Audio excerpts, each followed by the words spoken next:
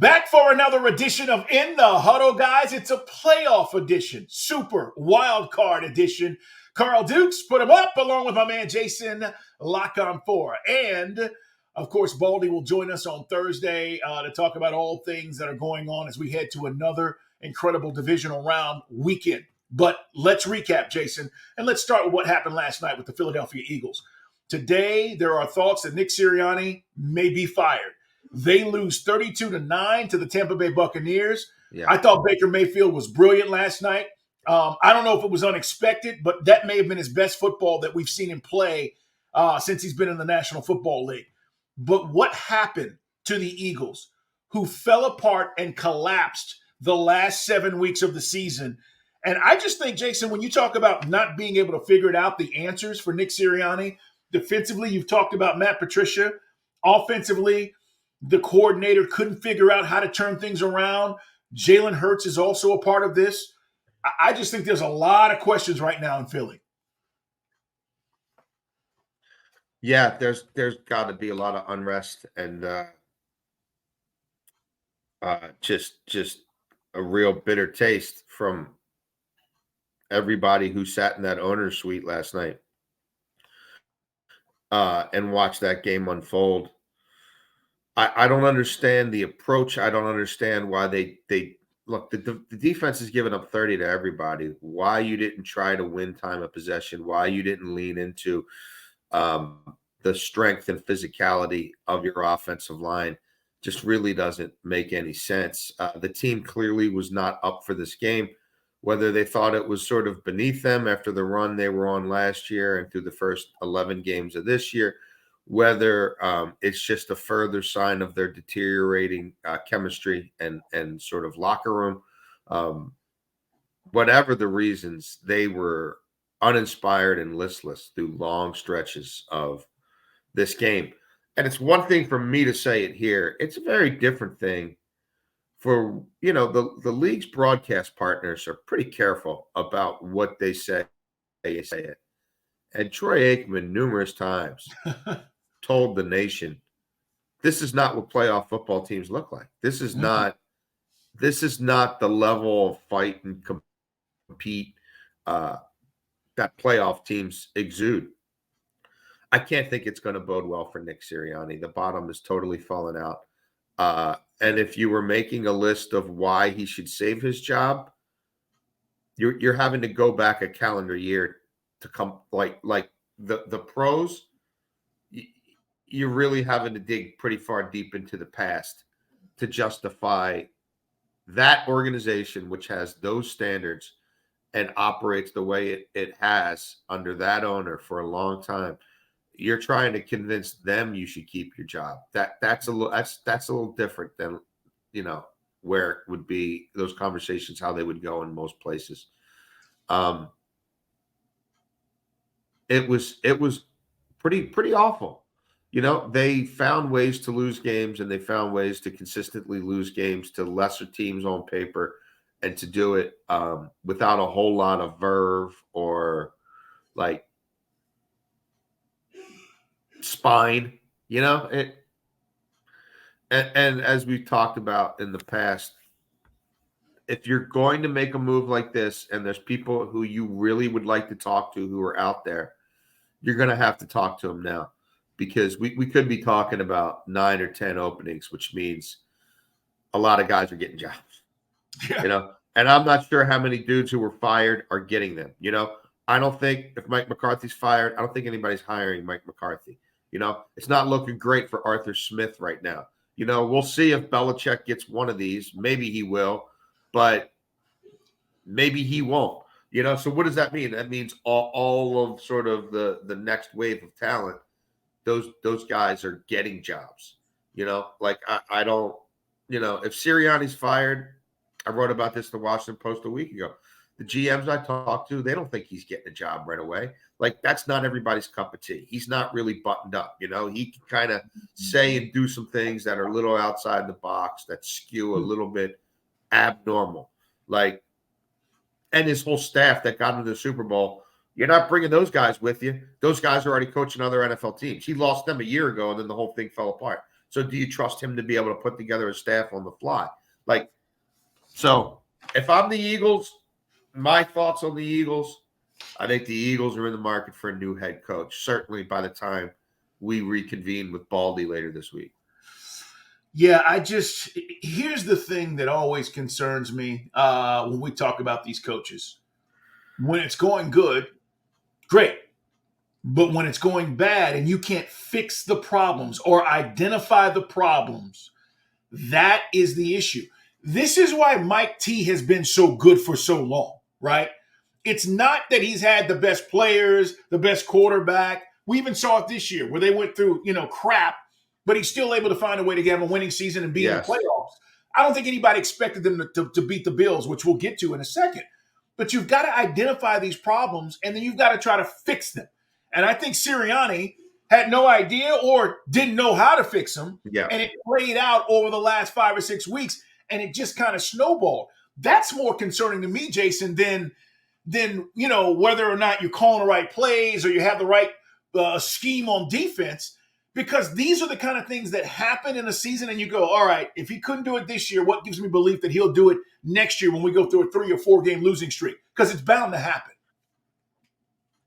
Yeah, there was no course correction there. It just, things got worse and worse and snowballed. And the decisions he made from a staff standpoint amplified the problems, didn't put any of the fires out. And clearly those players were not connected, and they weren't connected to this staff. And I just don't think that's going to bode well for him at the end. I think we go back to, well, if we've got to help him hire 4 or 5 new coaches, then that's half a staff or a quarter of a staff. And maybe it ends up being more than that. Maybe it ends up being 7 or 8 when we include position coaches. Then are we better off just seeing what somebody else has to offer across the board and rebooting to a certain degree? And I'm sure that Jalen Hurts is probably more hurt than we knew and was dealing with more things than probably showed up on the injury report. But you want to talk about just an individual regression as well. He got paid, and then the staff found out ways to bring out less in him than it had in years. You know what I mean? You had to go back to the first half of the 2021 season to find an Eagles offense that's this just disjointed, that's this out of whack. And also, again, I'm going to go back to it. I don't understand why he and DeAndre Swift didn't combine for 35 carries last night, at least 30. Like, Jason, I just don't know if they outsmarted themselves. I don't know if that's now like considered a little bit off limits, but like, especially in the playoffs, if that's in your toolkit and you don't tap into it, then you're doing everybody a disservice. Because Josh Allen, they certainly tapped into it there. Like that was a main thing for them. A main thing for them was Josh Allen providing explosion plays and providing misdirection and deceit with the football and what he was going to do with it. And that just wasn't a thing for the Eagles. Even down the stretch when they desperately needed a win, it wasn't enough of a thing. I was going to say it's a great point, because in week 3, when they played the Eagles, I think the Eagles ran for over 200 yards. Yeah, over 40 carries, yeah. And that, to your point, and you just didn't try to adjust last night whatsoever. Guys, we're talking about the Eagles. Big shout out to Tampa Bay, by the way. This is not any disrespect to Tampa. They won the game. No. They did a hell of a job. Todd Bowles and that defensive scheme, and they blitzed all night. But this was more about the Eagles, which is why we're focusing on a team that was expected to potentially get back to the Super Bowl. And now with that roster in place and what Howie Roseman has built and what Jeffrey Lurie has done, you just got to believe like there was way more pressure on them to get this done. So we're focusing on that. But to your point, last night, Buccaneers, 426 yards, Jason, 23 first downs. They just did what they wanted to do. Every time they pretty much did what they wanted to do with every possession. So Baker Mayfield didn't make mistakes, 3 touchdowns. Tampa Bay moves on, and we now know what the situation looks like for next week, which, again, we'll talk about later in the week. But I can't count Tampa Bay out with the way they're playing defense right now. And this role, they're getting hot at the right time. It's why I like Buffalo. Let's shift gears and talk about Josh Allen, because that touchdown run last night and all season we kind of said, listen, if they're going to be great, they need Josh to do Josh Allen things. That was a Josh Allen thing last night, that long 50-yard touchdown. Yeah, it was something, man. It was speed, it was power, it was grace, dexterity. I do think, though, like, there was a critical point in that run, probably around the Pittsburgh 35 or 40, where he pulls up and he kind of does this thing. And part of me is like, is he almost like feigning, giving himself up? Like, is he feigning like he's going to go into a slide? And you see all the defenders really, like, especially if you go back and watch it slow down, because, that's automatic 15. Where am I going to hit this guy? Everybody backs off. And then he's got a chance to kind of relaunch himself in the second phase of that run. And then he just uses his speed to run away from the pack. Like, I don't blame him for doing it, but I it does sort of, for me, raise some questions. Like, we've made it so hard to defend in this game, and now, like, it's almost like they can get away with that too. Like, they can make a move that almost looks like they're going into a slide and then pull up from it and house us, take it another 35 yards to the house. But he wasn't going to lose that game. They weren't going to lose that game. Pittsburgh showed a lot of, like, to the Eagles. Pittsburgh showed a lot of fight, a lot of will and want, and they obviously were playing without their best player in T.J. Watt, and that certainly affected them. Everyone talks about him as a pass rusher. He sets the edge too, man. He solidifies the entire defensive line. He makes it really hard to run outside on them. And without him there, and Joe Herbig's fighting his backside off, but that's just it's a different body type, a different individual, and Buffalo was able to exploit Watt's absence. It's not just about the pass rush, also in how they dictated the ball on the ground physically. But the Steelers did what they could. I thought Mason Rudolph battled and did about as well as you probably better than you could have expected. It's just a tough ask. Again, that's another team. Like, if you look at how Buffalo's constructed and you don't have TJ Watt, I don't know why Najee Harris didn't have the ball in his hands more, and really you go back to a red zone sequence that was early in the game, so it gets forgotten by all the big plays that happen after it. But you got a chance to get some points on the board. This guy's been finishing drives for you on the ground. And you've got Rudolph chucking it around in goal-to-go situations instead of trying, 2 or 3 Najee Harris. That interception ends up being huge, right? You end up chasing the game by 2 scores very early, which then takes you some more out of your run game, even though not as much as they probably let it. And you're really fighting an uphill battle. But, look, the Steelers were game. That they forced Buffalo to play for 4 quarters, but the 10-point spread was indicative of the talent imbalance there and the extreme home field advantage. A weird game to be able to get up to play because you're never quite sure that you're playing it until they kick it off. Even Monday morning, right? There are still some questions about whether this thing's going to start on time or what's going to happen here. So, yeah, that's a tough ask for the Steelers. And ultimately, they put up more points, or about as many points as I think you could expect. I mean, Buffalo only gives up about 14 a game at home. But the defense without T.J. Watt just couldn't get it done. One the same. Buffalo led 21-0 before the Steelers scored on 3 straight possessions to get to 17 points. But you're right. That interception in the red zone, brutal. If you're going to win that game on the road, and I'm with you. I thought Najee should have touched it more, but it was one of those weird games, to your point about uh, you've got to be able to overcome the elements. We saw it in Kansas City. You just, you got to put it out in the back of your mind. And it's easy for us to say when we're sitting here in a warm environment in the Yeah. house chilling and watching, but those guys, it's cold. I don't care who you are. And the Steelers now have lost their 5th straight playoff game. Mike Tomlin was asked after the game about his 1 year left on his deal, and he walks off the podium. Right, Mike? I'm out. They would be idiots to let Mike Tomlin go. But I want to get your thoughts on this because, again, you can't dismiss. Yes, he's got all these winning seasons. I think he's great, but they've lost their 5th straight playoff game. Is he done? Do they move on?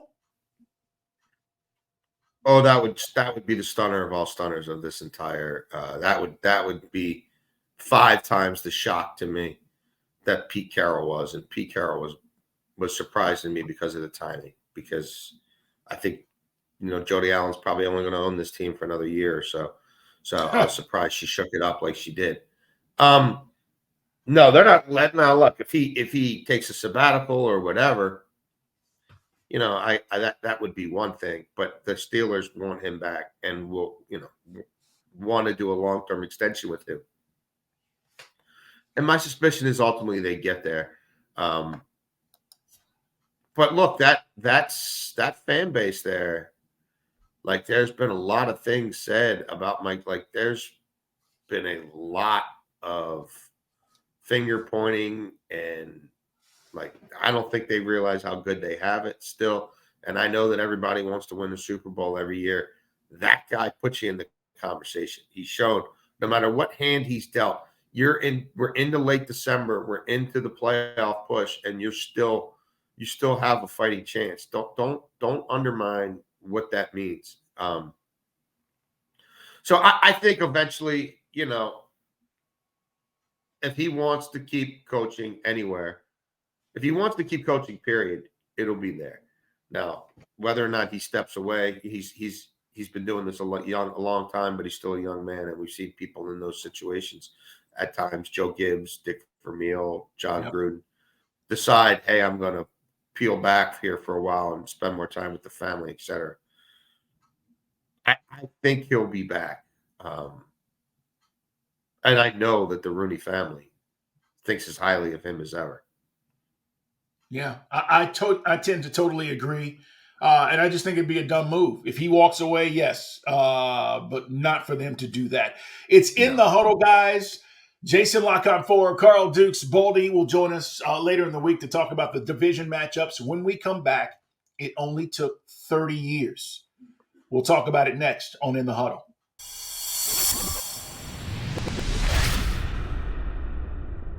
Jason Canfora, Carl Dukes. Here's the deal, Jason. The Lions crowd was unbelievable. I just listen.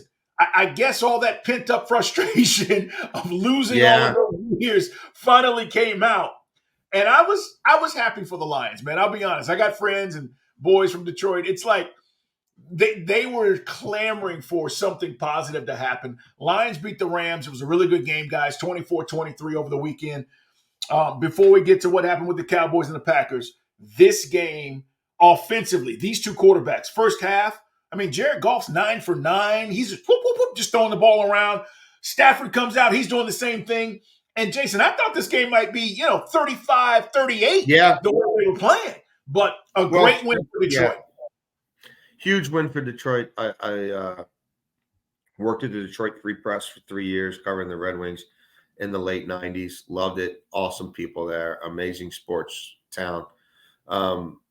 And yeah, they've had, not that everybody is a Michigan fan out there because a lot of people do root for Sparty, but still, what happened in Ann Arbor and then now this in a short period of time, that's uncharted territory for Detroit area football fans.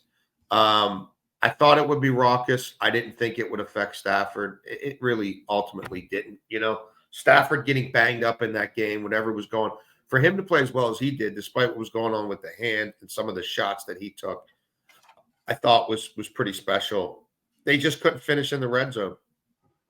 And whether it became too Cooper Kupp centric or, a little bit of play calling, a little bit of missed execution. They needed to finish one more drive with a touchdown. And, Sean McVay, some of the stuff with timeouts, I'm sure there's things he would have liked to have done differently in that game, without a doubt. Maybe going for it in the red zone a little earlier. That there were game management things that I think if he had a second chance to do it, he would, again, do it a little differently. But the Lions got those stops. And, the Lions did take Cooper Kupp out of the game. Nakua went wild, but nobody else really did. Robinson did what he does. He got his 45 or whatever. But they didn't get much out of the tight end position. And, the run game did, Detroit's been good, really good against the run all year. And they also held, Kyron Williams in check. Laporta showed up a couple times, which was huge. I still don't think he's anywhere near 100%, but maybe he'll be a little better for this next game. But he obviously, showed up in critical moments. Goff managed the game really well. There wasn't the crippling turnover. Aiden Hutchinson got off. Like, they deserved to win that game. There were a couple times where I thought it might get away from them, and it didn't. And now that they've won, they can all collectively exhale a little bit. And yeah, look, that's the antithesis of Philadelphia right now in terms of, right, you talk about guys who play for each other, guys who don't give up, guys who are 1,000% buy-in what the coach is selling. It's a totally different vibe. And yeah, they're favored by about a touchdown against the Bucs, and this is a pretty good position for them. That environment will be nuts, no doubt about it. Baker Mayfield's been really good on the road. Like, he's really been better on the road than even, at home. So he'll probably be up for it, and maybe he's feeling a little better next week than he was in this game too. But just a really nice job by the Lions to close that thing out and find a way to score one more point than an opponent that I think, for me, the Rams are one of the 6 best teams in the NFL right now. Yeah. So for the Lions to do that, 6 or 7, whatever, both conferences combined. So big win for the Lions. I just want to talk about Brad Holmes for a second. The post-game locker room speech by Dan Campbell, which the Lions posted out there, and he gives Brad Holmes a game ball. People don't understand, and we talk about the Rams. He was with the Rams. He was there when they drafted Goff. He was one of the guys that did the evaluations on Goff. Yeah. Goff comes in, Sean McVay's there, they go to a Super Bowl. And then they make the trade.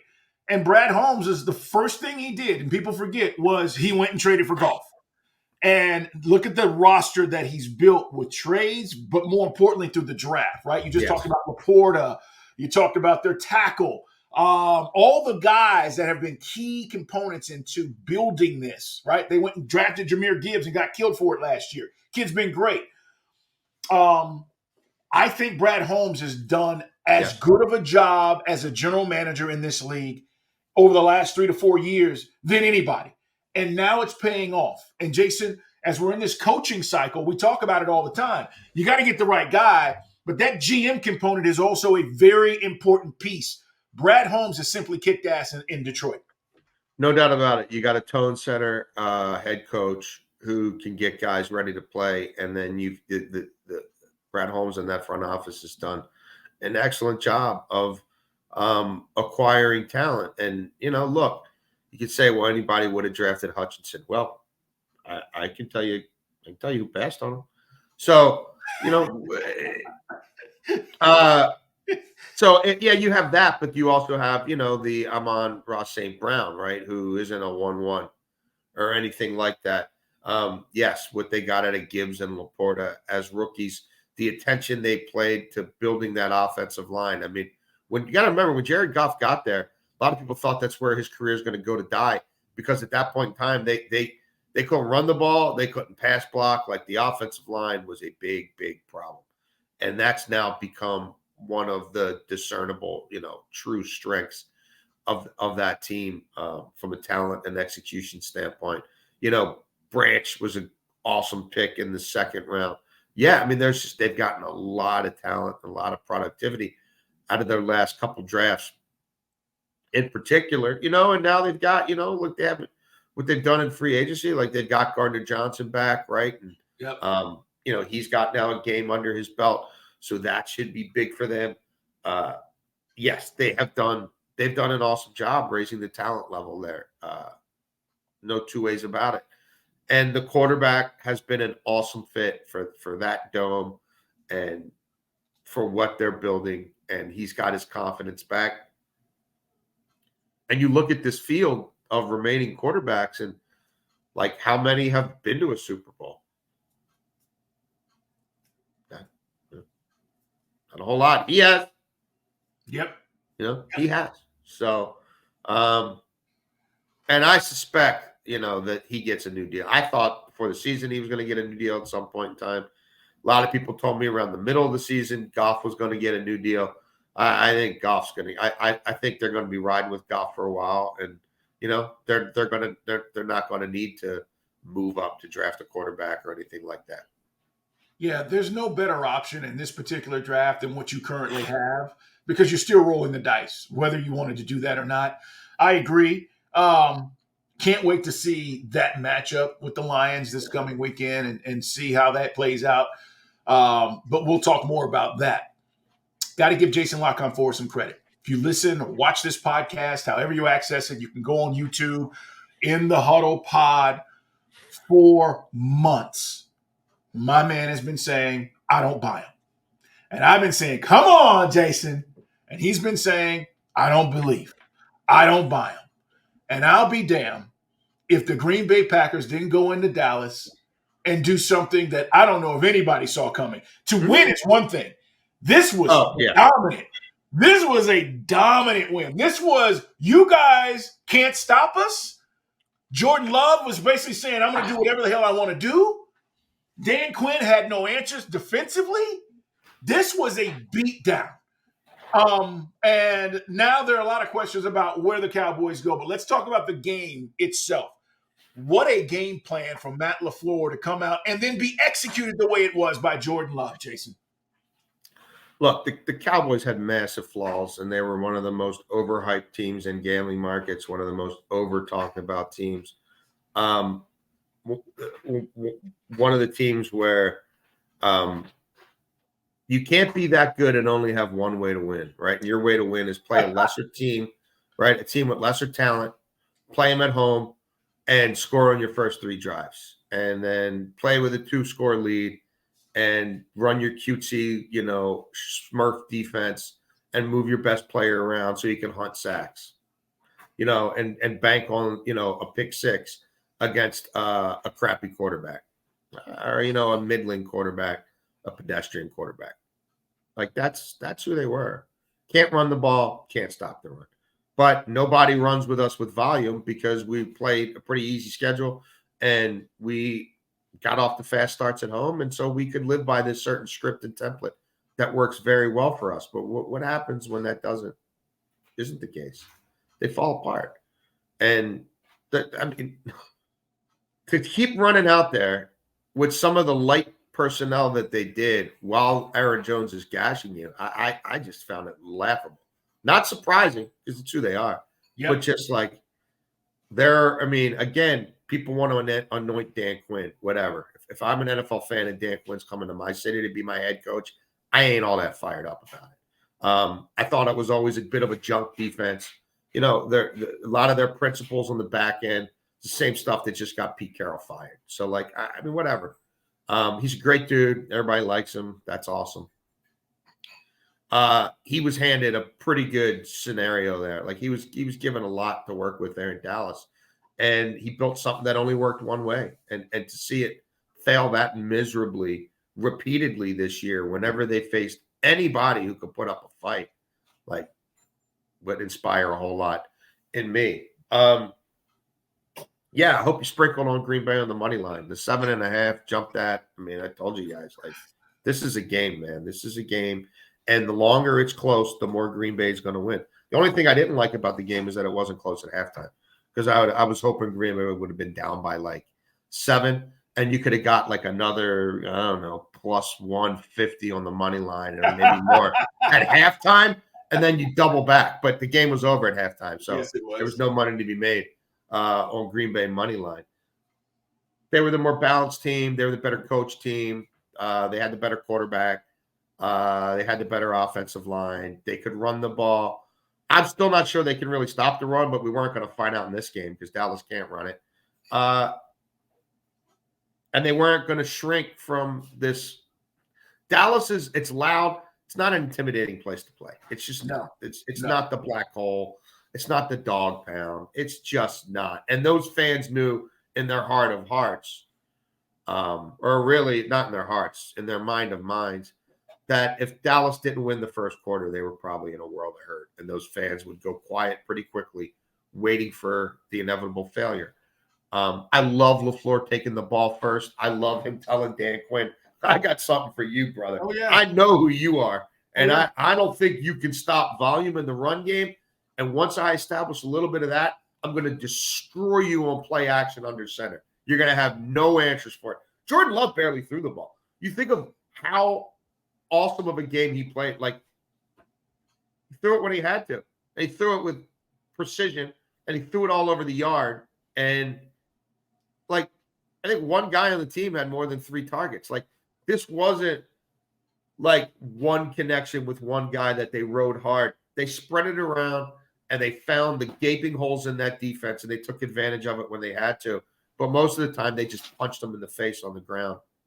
And Dallas couldn't do anything about it. And really, the game wasn't even as close as the score looks, because nobody's as effective as scoring garbage points as the Dallas Cowboys. So, I mean, I hope he runs it back. You know, like, that'd be fun for me, because he may. I mean, seriously, he might just. I don't think he will. I don't think he will, but I hope he does, because that's exactly what he deserves, and what, like, they won't. He doesn't have the institutional wherewithal to. He's too emotionally connected to it.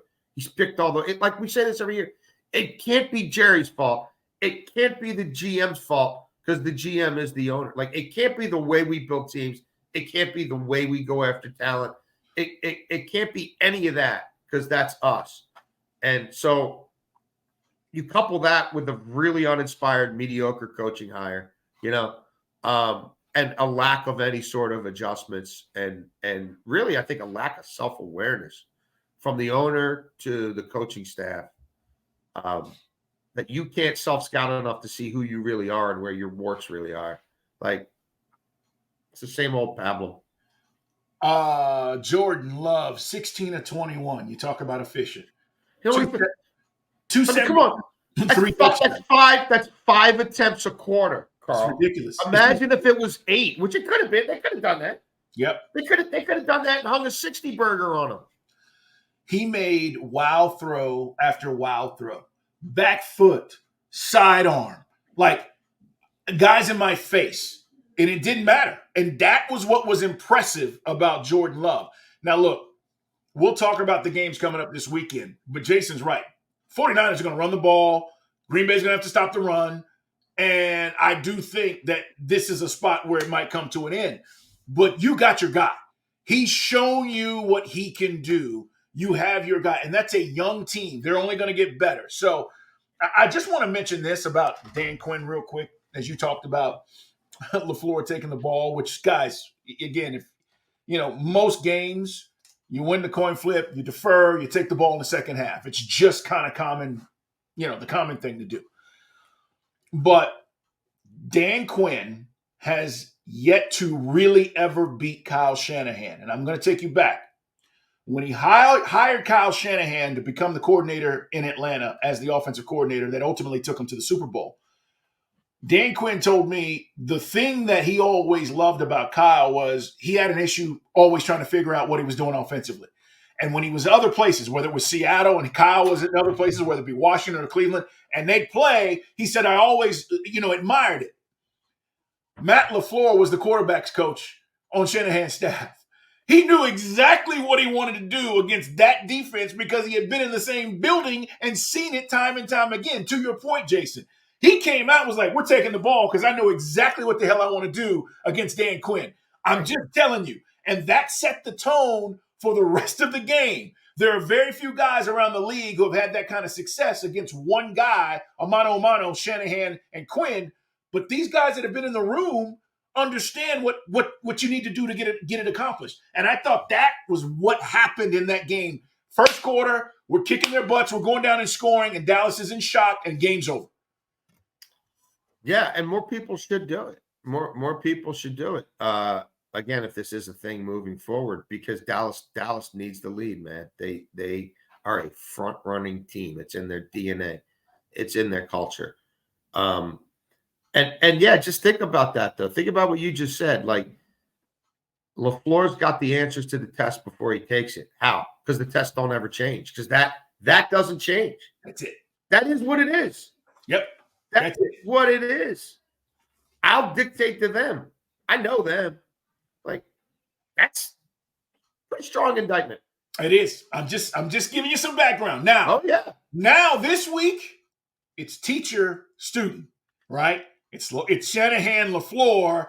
Now, I think Shanahan's got more talent, but the play calling and all of that's going to be very similar because they're the same dude in many ways. All right, we got more to get to, including what we saw continuing with Super Wild Card Weekend. We got to talk about the Dolphins, Tua, and the Browns debacle. We'll do it when we come back. It's in the Huddle.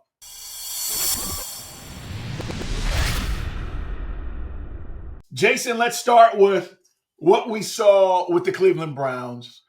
We knew Joe Flacco was not going to give a damn. Yeah. But back-to-back pick sixes, that kills you. Yeah. That's a total backbreaker. You're thinking early in that second half that, well, if they can come out here and get some points, this might turn into haymaker after haymaker. And that was a bridge too far to overcome. He's trying to throw the one out of bounds, just can't get it there. Yeah, that'll do it, especially when Stroud's playing as well as he is. That'll do it. I thought the game would be closer. I certainly thought the Browns were going to score, at least 27 points, certainly 24. The turnovers negated that, and their defense couldn't make any stops. Like it's kind of crazy to me as great as that defense was in a lot of key metrics. They stunk in the red zone and they stunk on the road. Like, yep. And yeah, I mean, the turnovers hurt, but these were pick sixes. So it's not like Flacco turned it over inside the 20 and the defense couldn't get a stop. Like, they're not even putting the pick sixes on the defense. That obviously is on the offense. The defense have no answers. I mean, the ball's going to Nico Collins most of the time. They couldn't do anything about that. They couldn't create pressure on Stroud, whether they blitzed or whatever, like Myles Garrett, Zadarius Smith, those guys gave you nothing in terms of pass rush. Jim Schwartz couldn't find a way to rattle this rookie quarterback in his first playoff game. He couldn't affect him, couldn't get him off the spot. Like, I had a hard time kind of figuring out what to make of the Browns defensively, because how great can you be when you give up 29 points a game on the road? And take the pick sixes out of it. This was embarrassing for them. Yes. Like, period. Yeah. Like, defensively, this was embarrassing. But it's not totally out of character either. Like, that's why I love this as an over game, because I thought both teams are going to get, to 27 at least, probably. Like, I thought this game, starts at 50, 54 for me. And they're going to have, like, what they're going to have a lot of self-scouting to do and a lot of reflecting. Like, why was this persistent? Like, how can this be? Why are our splits this extreme? What's the deal with that? And I don't want to hear that PJ Walker turned the ball over in week 5. Like, no, we're past that. Like, I get it. Okay. Yes, all that happened. We did play a first half of the season without a real quarterback. Then we played with a guy who was leading the league in passing touchdowns and, passing yards, and we still couldn't get stops when we needed them on the road. As for the Texans part of it, man, what a coronation of everything that has gone on there. Really, you take it back to this time a year ago, right? And the hiring of D'Amico Ryans, and then what looks like it's going to be an epic draft class. Whatever they do from here on out is gravy. Like for them to have got that first win out of the way and done it against an experienced quarterback and an experienced staff, and to have done it in the completely comprehensive way they did it, bodes incredibly well for their future. And now they don't just have a regular season foundation to build off of; they've got a postseason foundation. CJ Stroud is slowly becoming one of my favorite quarterbacks to watch. Oh, yeah. Right? As the season has progressed. So we talked about Jordan Love, 16-21. Stroud was 16-21 as well. 274, 3 touchdowns, no picks. Very similar stats, right?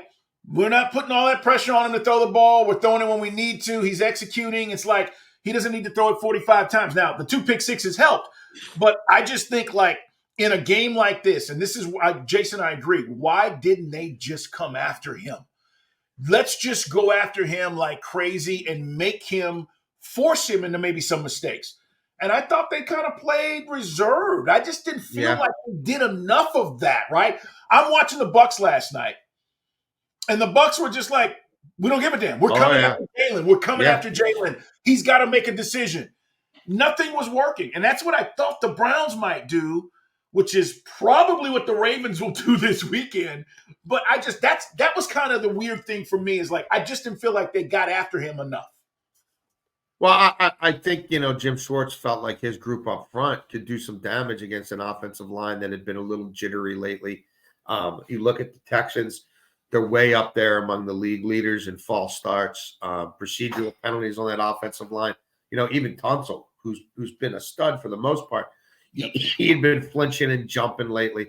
Now, if you really dig down, most of that's on the road, not as much at home. But yeah, they no matter what, he could not generate pressure on that young quarterback. And game flow certainly mattered because, again, as you pointed out, they won going away and only had to throw the ball 20 times.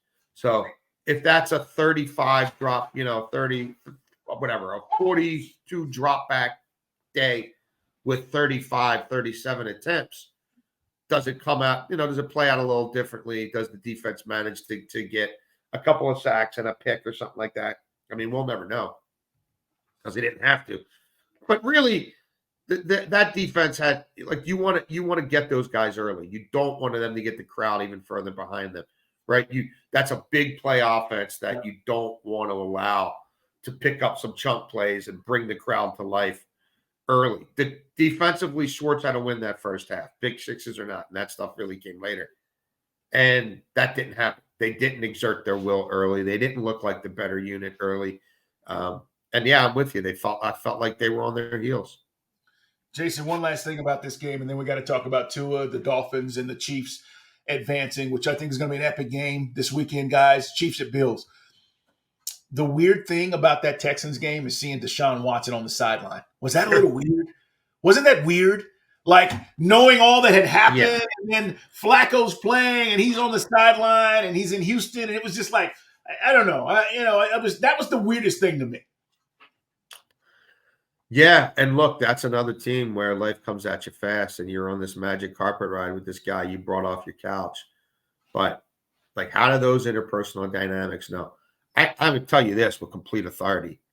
There ain't no fiber of Deshaun Watson's body that wants Joe Flacco back in that quarterback next year. I guarantee it. Now, whether they capitulate to that, whatever, heck, and this is all on the owner, Haslam, because he's the whole reason that despicable human being is there in the first place.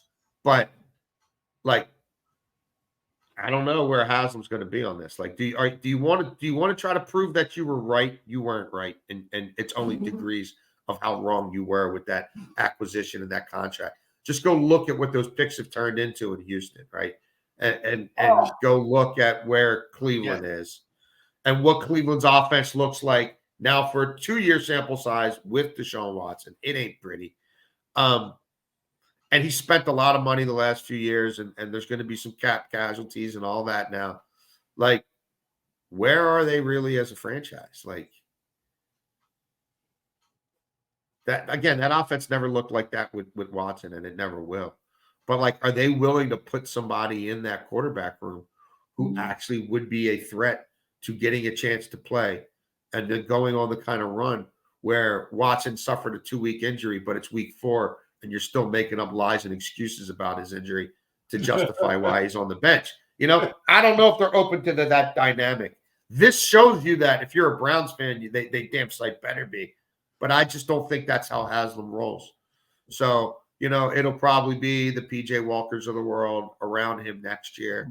And I hope you enjoyed this. Just you ain't gonna be in the playoffs next year if that's the case. Like, I'm just telling you, like, good luck with that. You're gonna get to year 4 of this deal and have nothing out of it with Deshaun Watson. I mean, it's staring you down the barrel, right? Like, seriously, you've gone through 2. You're about to get to year 4. You should have competed for 3 championships and all that with all the things. Oh, yeah. This is going to get really interesting with the Browns, but we've got all offseason to talk about it. Let's talk about the last game. As far as Super Wildcard Weekend, it's in the Huddle, guys. Subscribe, like us, tell your friends, and more importantly, you can watch us on YouTube at In the Huddle Pod. Dolphins only score 7 points. Jason, complete fraud. I mean, like, against these better teams, and I don't even want to talk about the weather. Who cares? The weather was the weather. But when you play these better teams, they just never really played well at all this year. Now, the big offseason decision is going to be what you do with Tua. Again, another discussion. But the Chiefs' defense shut them down.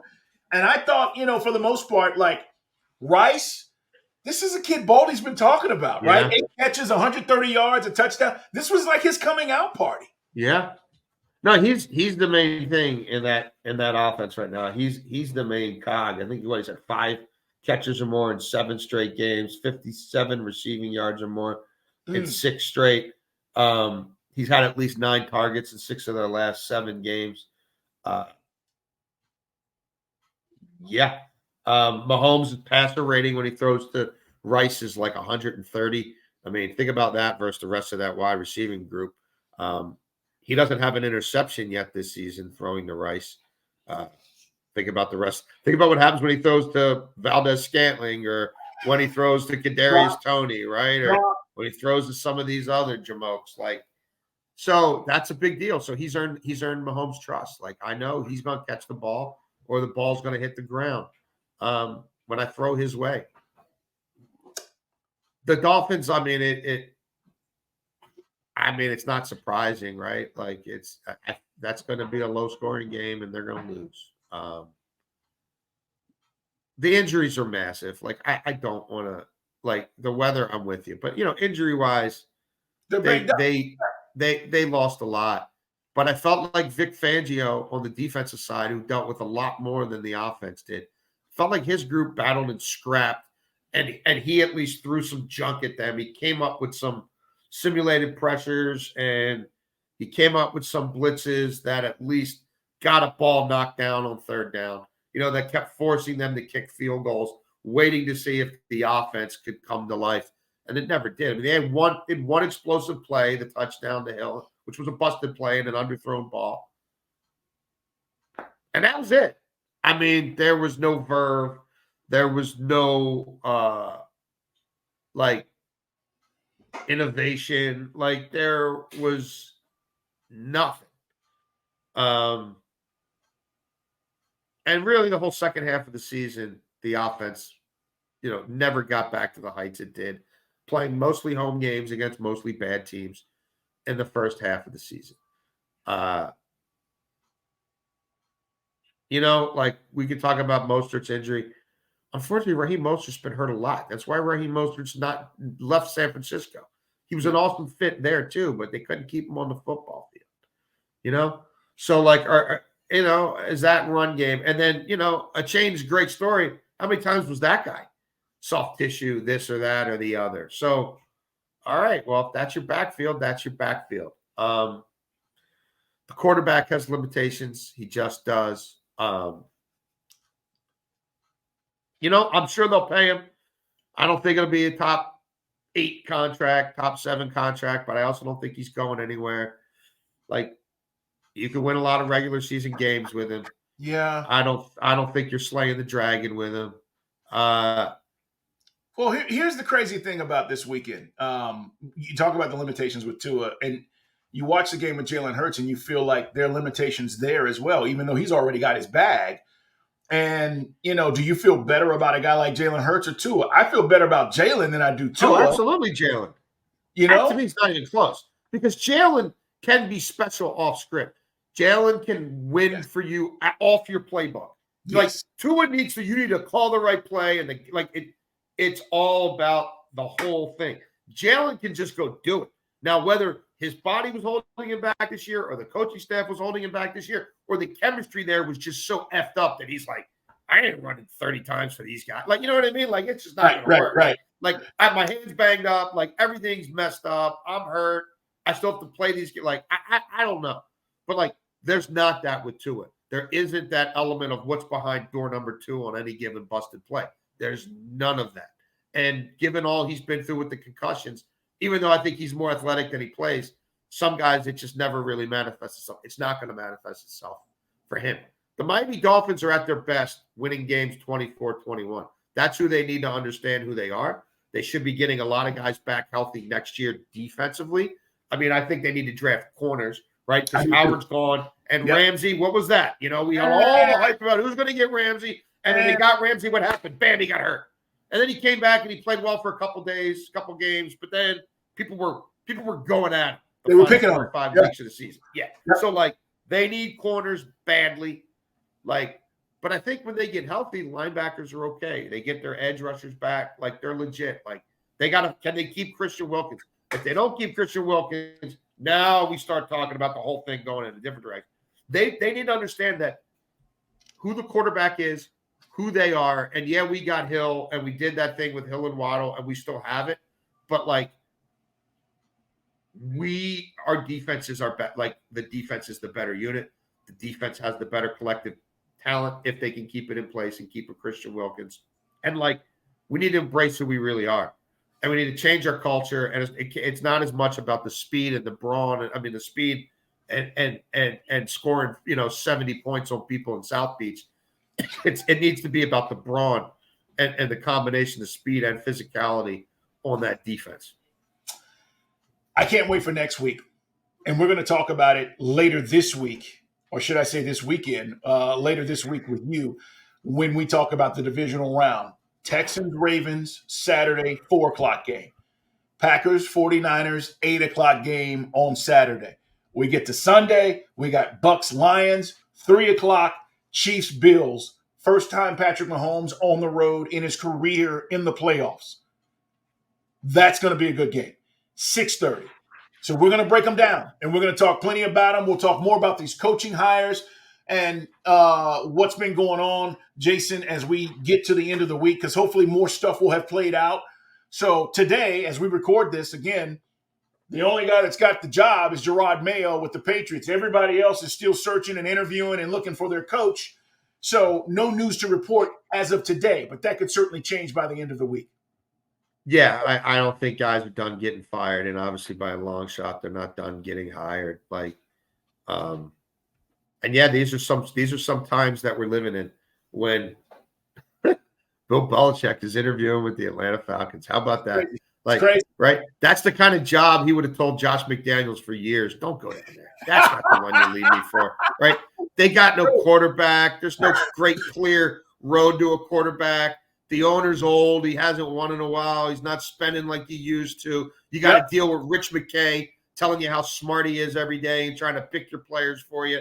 And when it goes right, Rich McKay's in the owner's suite getting all the credit when it goes bad. Yeah, I'm not a football guy. I just build stadiums. Like, how are you going to compete with that, Josh? No, you're not leading me for that one. Like, sorry. No, like I'm just telling you, like that's for years. And now that might be the best he can do. He might have to grovel to get the Falcons job. I don't know. Yeah, listen, this I don't know. Jason, this idea that like he was going to be able to pick his job, I thought was BS anyway. It's BS because here's the other part. You don't know how long he's going to be there. He's 72. He'll be 72 when the season starts. Even if he gives you 3 years, right? There are a lot of teams that are looking for stability, long term. Can we build 5, 6, 7 years? Can we be competitive? Not 2 and out, not 3 and out. So we're going to see, but it's all going down, and we're talking about it right here in the huddle with you. Jason, have a great day. We'll talk to you guys later in the week. Make sure you subscribe so you don't miss anything. Take care, everybody.